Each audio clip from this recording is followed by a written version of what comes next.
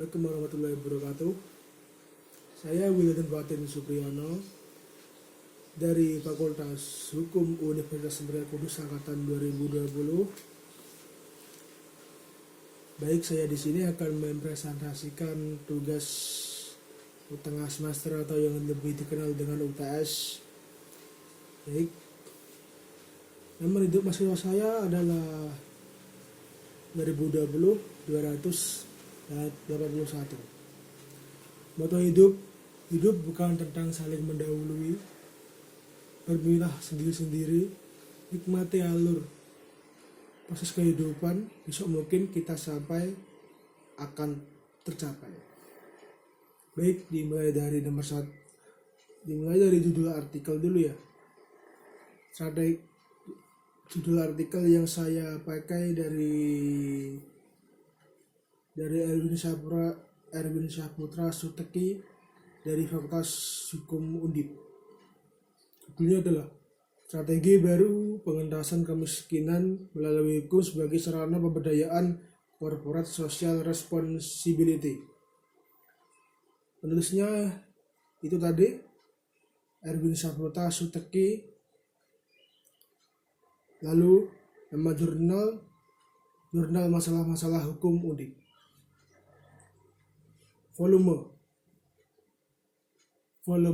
jilid 46 nomor 1 tahun 2017. Tahun 2017, akreditasi nomor 32 strip E strip KPT tahun 2017. Baik, dimulai dari latar belakang. Artikel ini bertujuan untuk mengkaji dan menganalisis dampak sosial ekonomi bagi masyarakat dengan adanya hukum sebagai sarana pemberdayaan corporate social responsibility atau CSR. Ternyata ini bertujuan untuk mengkaji dan menganalisis dampak sosial ekonomi, lebih tepatnya pada masyarakat ekonomi di Tapanuli, serta mengimplementasi dan strategi yang ideal dalam pengentasan kemiskinan berdasarkan hukum melalui perannya pemberdayaan CSR. Baik, mulai dari mana tadi? Baik, kita akan menuju ke rumusan masalah. Rumusan masalah adapun salah satu kegiatan yang memanfaatkan sumber daya alam adalah kegiatan penambangan emas atau bahan galian. Kegiatan penambangan emas ini dapat menimbulkan dampak positif maupun dampak negatif terhadap lingkungan sekitar. Contohnya saja dampak positif yang terjadi antara lain peningkatan pendapatan masyarakat, sedangkan dampak negatif yang terjadi perubahan estetika lingkungan seperti penurunan kualitas tanah, kualitas air, timbulnya debu serta kebisingan dan lain-lain. Pengaruh kegiatan pertambangan mempunyai dampak yang sangat signifikan, terutama berupa pencemaran air permukaan dan air tanah. Dengan demikian kegiatan pertambangan merupakan industri pertambangan yang dasarnya tanpa ada daur ulang. Ternyata ini bahaya. Sehingga dalam mengelola sumber daya mineral dan batu bara diperlukan penerapan sistem penambangan yang sesuai dengan tepat, baik dari segi teknik maupun ekonomis, agar perolehannya dapat sebesar-besarnya. Ternyata pelaksanaan pertambangan emas ini di Tapanuli Selatan, Provinsi Sumatera Utara atau Sumut dimulai sejak tahun 1997 yang ditemukannya cadangan emas melalui proses pengambilan contoh endapan sungai oleh Permandi Anglo-Asia. Sejak saat itu pemerintah memberikan kontrak karya kepada perusahaan PT Angin-Kots Resource Bertab untuk pertambangan emas. Sangat disayangkan ternyata berdasarkan uraian di atas, penulis tertarik mengusung tulisan dengan permasalahan mengenai dampak sosial ekonomi adanya hukum sebagai sarannya pemberdayaan corporate social responsibility atau CSR. Implementasi pengentasan kemiskinan berdasarkan hukum melalui sarana pemberdayaan CSR dalam kegiatan pertambangan emas di Tapanuli Selatan dan strategi ideal pengentasan kemiskinan melalui hukum sebagai sarana pemberdayaan CSR. Lalu kita akan sampai dengan rumusan masalah atau pembahasannya. 1. Dampak sosial ekonomi adanya hukum sebagai sarana pemberdayaan CSR. Penerapan CSR di sini di Indonesia telah diatur di dalam berbagai peraturan perundang-undangan. Pasal 74 UU Perseroan terbatas yang isinya perseroan yang menjalankan kegiatan usahanya di bidang dan atau berkaitan dengan SDA wajib melaksanakan tanggung jawab sosial dan lingkungan. Tanggung jawab sosial dan lingkungan di sini adalah kewajiban perseroan yang dianggarkan dan diperhitungkan sebagai biaya perseroan yang pelaksanaannya dilakukan dengan memperhatikan kepatuhan dan kewajaran. Perseroan yang tidak melaksanakan kewajiban tersebut dikenai sanksi sesuai dengan memperhatikan keputusan dan kewajaran. Perseroan yang tidak melaksanakan kewajiban tersebut dikenai sanksi sesuai ketentuan peraturan perundang-undangan yang telah dicantumkan dalam UUD 45 ya pemirsa. Ketentuan lebih lanjut mengenai tanggung jawab sosial dan lingkungan diatur oleh peraturan pemerintah. Baik, kita akan cari di mana penelitiannya. Selain dalam undang-undang, pemerintah mengeluarkan peraturan pemerintah sebagai tindak lanjut pengaturan CSR, yakni dalam peraturan pemerintah nomor 47 tahun 2012. Dalam peraturan ini disebutkan pada pasal 3, kewajiban ini berlaku bagi perseroan yang menjalankan bidang usahanya berkaitan dengan sumber daya alam. Secara garis besar, peraturan pemerintah ini terkesan memberikan dukungan terhadap kegelisahan pelaku usaha maupun pelaku pembangunan dalam tatanan hukum dan tanggung jawab sosial lingkungan. Dalam hal ini juga disebutkan bahwa tanggung jawab sosial merupakan biaya bagi perseroan seperti disebutkan pada pasal 5 tadi. CSR diatur pula dalam Keputusan Menteri BUMN per 05 atau MBU atau 2007 dan Peraturan Menteri Sosial RI nomor 13 tahun 2012 tentang Forum Tanggung Jawab Dunia Usaha dalam penyelenggaraan kesejahteraan sosial.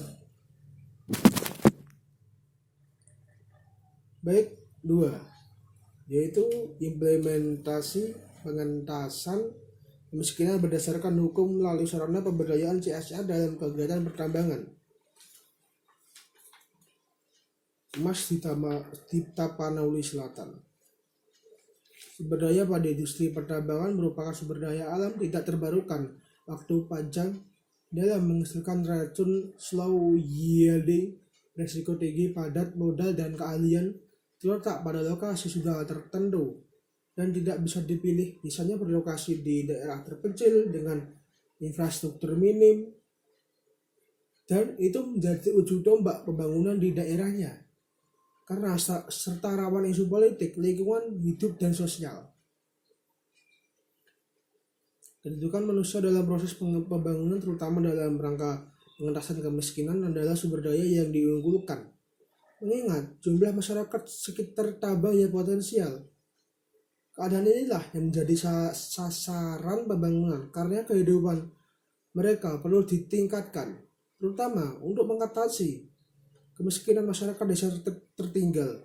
Pengentasan kemiskinan merupakan kegiatan multidimensi, tidak hanya terkait dengan sasaran bidang pendidikan, tetapi juga sasaran pemenuhan kebutuhan dasar manusia, human basic needs yang harus ditangani secara terpadu. Baik, kita akan sampai kepada kepada hasil penelitiannya. Berdasarkan penelitian yang dilakukan dengan masyarakat terkait implementasi model CSR tersebut, menunjukkan bahwa pengelolaan CSR PT AR sudah melibatkan unsur masyarakat dalam setiap program. Unsur masyarakat lalu terlibat, setidaknya tokoh masyarakat. Selain itu, keterlibatan masyarakat juga diartikan dalam kepesertaan, karena menurut mereka masyarakat yang diajak sebagai peserta program merupakan salah satu wujud dari keterlibatan tersebut.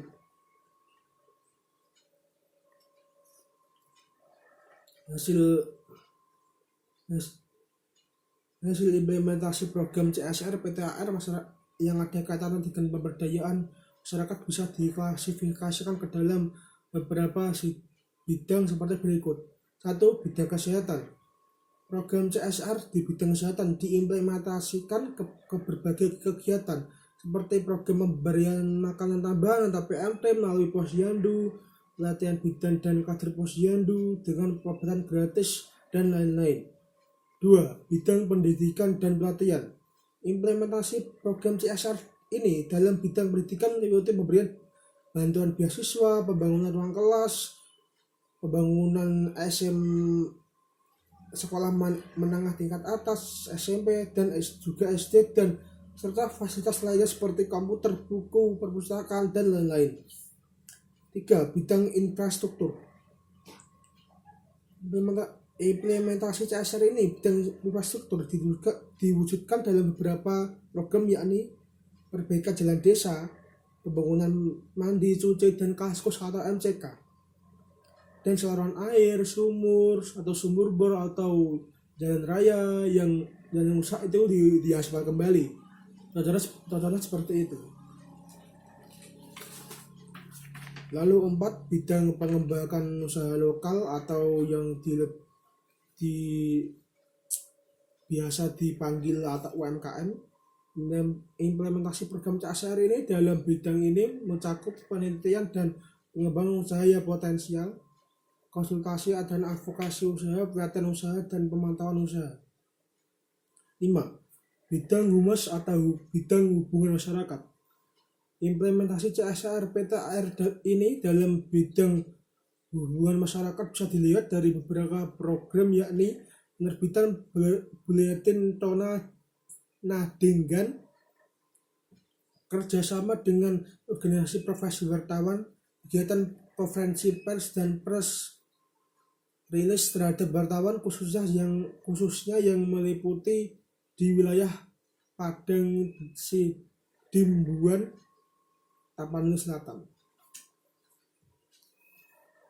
3.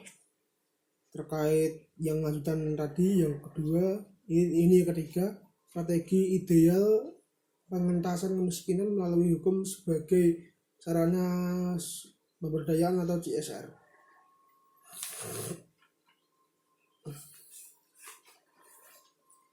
Seiring dengan meningkatnya kesadaran akan arti keseimbangan antara aspek ekonomi, sosial, dan lingkungan, kini semakin banyak perusahaan yang memenuhi tanggung jawab sosialnya, merupakan salah satu bentuk komitmen perusahaan atau korporasi untuk membangun kualitas kehidupan yang lebih baik bersama dengan para pihak yang terkait, utamanya masyarakat di sekelilingnya dan lingkungan sosial di mana perusahaan tersebut berada, yang dilakukan terpadu dengan kegiatan usahanya secara berkelanjutan. Baik, kita akan sampai ke penghujung artikel ini, yaitu simpulan atau penutup. Kesimpulan dan saran. Simpulannya adalah 1. Penerapan CSR, perusahaan melibatkan masyarakat sekitar baik sebagai subjek maupun objek program. Hal ini karena masyarakat adalah salah satu elemen penting dan sangat berpengaruh terhadap eksitasi dan keberlanjutan perusahaan. Karena perlu dilakukan guna mendongkrak pencitraan perusahaan agar perusahaan dan atau pertambangan dapat menciptakan brand image yang baik dan positif.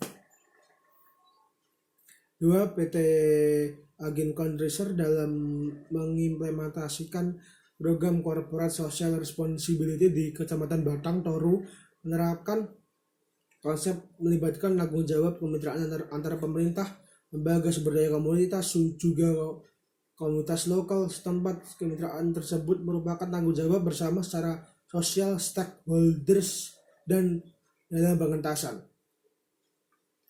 Dan sampai saatnya kita tutup dengan penutup ya.